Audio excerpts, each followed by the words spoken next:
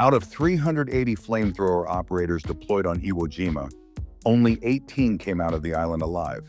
They had a life expectancy of just 4 minutes on the battlefield, but they were described as the best and at the same time the worst weapon U.S. Marines had there.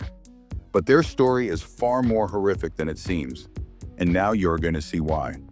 When people talk about the Pacific War, why Iwo Jima mattered, they usually mention places like Guadalcanal or Okinawa. But Iwo Jima was a different kind of fight altogether. The island itself is only about 8 square miles sitting in the middle of the Pacific between the Marianas and mainland Japan. But in 1945, that small patch of volcanic rock became one of the most valuable pieces of ground in the entire war. The Americans wanted it because of its location. B-29 bombers were flying missions from the Marianas to hit targets in Japan, but the route passed right over Iwo Jima. That meant Japanese radar and fighters based there could track and intercept them. Even more importantly, if the US took the island, they could use it as a forward base for fighter escorts, emergency landings, and for launching shorter bombing missions with heavier payloads. The Japanese, of course, knew all of this. They had no illusions about the importance of Iwo Jima, and they fully expected an American invasion. But instead of meeting it head-on at the beach like they had on other islands, they decided to approach this one differently. They studied the previous battles, Tarawa, Saipan, Peleliu, and they learned that surface defenses didn't work. Naval artillery and airstrikes would destroy a major portion of them before the first wave of troops even hit the beach. So this time they went underground. General Japan's underground fortress Kuribayashi was in charge of the organized deep bunkers and tunnels that made defense brutal and costly. Defense. He was an experienced officer who understood the situation perfectly. He knew he was not going to win. He did not even expect to survive. But his goal was to bleed the Americans for every inch of ground and delay their advance toward Japan. He figured that the longer Iwo Jima held out, the more time Japan had to prepare for the inevitable invasion of the home island, as American intelligence estimated no more than 13,000 Japanese defenders were on Iwo Jima. However, they underestimated that number by almost 10,000. And to make matters worse, nearly all of them were dug in. Over 11 miles of tunnels had been carved through the island's soft volcanic rock, which made excavation relatively fast. They built bunkers, pillboxes, machine gun nests, artillery positions, and storage areas, all connected through underground pathways. Kuribayashi also had every inch of the island pre-measured. Artillery positions were already zeroed in on the likely landing beaches and strategic positions. Firing lanes were laid out to overlap and cover one another. There were no front lines in the traditional sense, just a network of positions that could support each other from different angles, with fallback routes below ground. When the U.S. finally launched the invasion on February 19, 1945, they did what they always did. The operation began with days of heavy shelling and airstrikes. This made the American advance slow, bloody, and very costly for both sides. Battleships and cruisers bombarded the island with everything they had. By the time the first wave of Marines landed, the whole coastline looked like it had been wiped out. But almost nothing had actually been destroyed. When the first wave of Marines hit the shore, they found themselves trudging through loose volcanic ash, a deep layer of black sand. It swallowed boots, stalled vehicles, and made it almost impossible to dig in or get cover. For nearly an hour while Marines landed on the beaches, it was all quiet. No gunfire, no resistance. Marines tried to get organized and move up the slope and inland. Then, when the beach was full of men, Kuribayashi gave the order. All at once, machine guns, mortars, and pre-sighted artillery opened deadly accurate fire. The result was terrible. Marines were hit in groups, packed tightly on beaches with no cover. They took huge losses, but over the next hours, the Marines pushed inland inch by inch, taking heavy casualties the whole way. That is when they began to understand just how bad things really were, as they learned the defensive maze around them.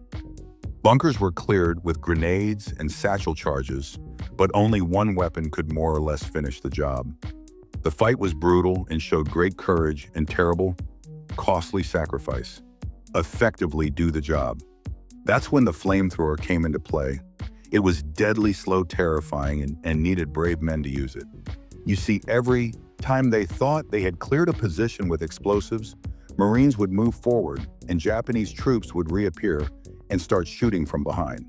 They were using the tunnel system to move under the Marines and pop up again in areas that were already supposed to be secured. Losses mounted fast and fighting was just chaotic without any clear lines. The biggest problem Marines ran into again and again were the pillboxes.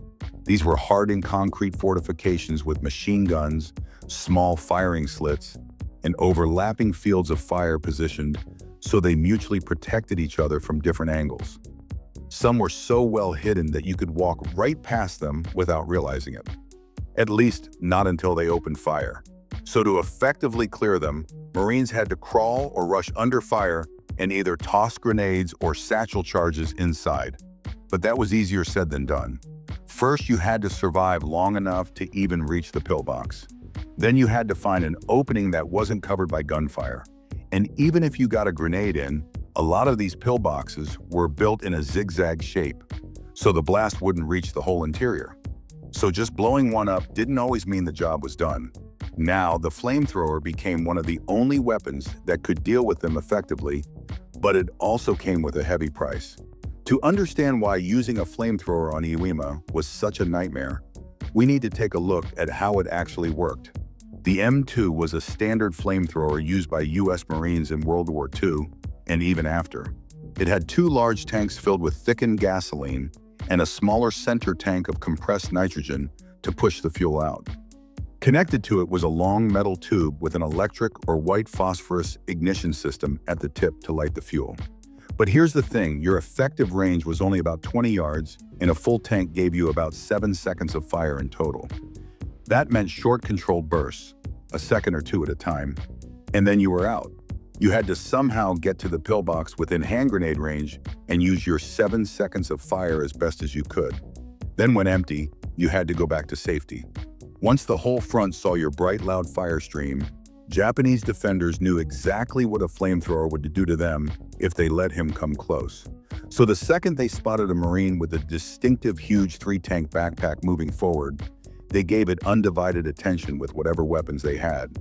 The rest of the squad tried to suppress the enemy with rifle and machine gun fire to keep the flamethrower alive long enough to get in range. But with 70 pounds of gear on your back and well-constructed defenses, it was everything but easy. Being captured alive was perhaps a bigger fear than being shot. Because of their nature of taking someone's life in probably one of the worst possible ways, flamethrower operators weren't treated like regular prisoners. Execution on the spot, if captured, might be the best option you could hope for, but usually it was something different, much longer and significantly more painful. There's one story from Iwo Jima when a flamethrower misfired as the Marine approached the cave entrance. 2 Japanese soldiers rushed out, grabbed him, and pulled him into the cave.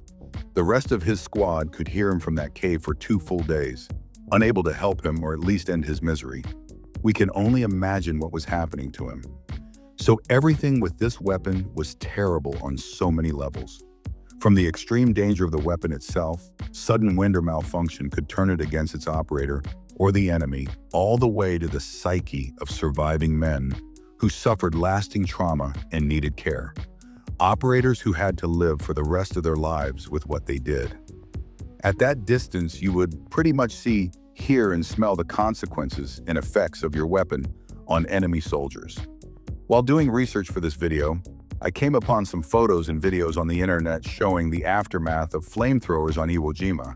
And if you have a strong gut, you could find them to see what I'm talking about, although I strongly do not recommend it. Sometimes operators used a tactic called a wet burst. They would fire a few quick shots without using the igniter, basically soaking the target with fuel. Then they'd follow it up with a lit burst to ignite everything at once. It increased the chance of completely neutralizing the bunker without anyone coming back later.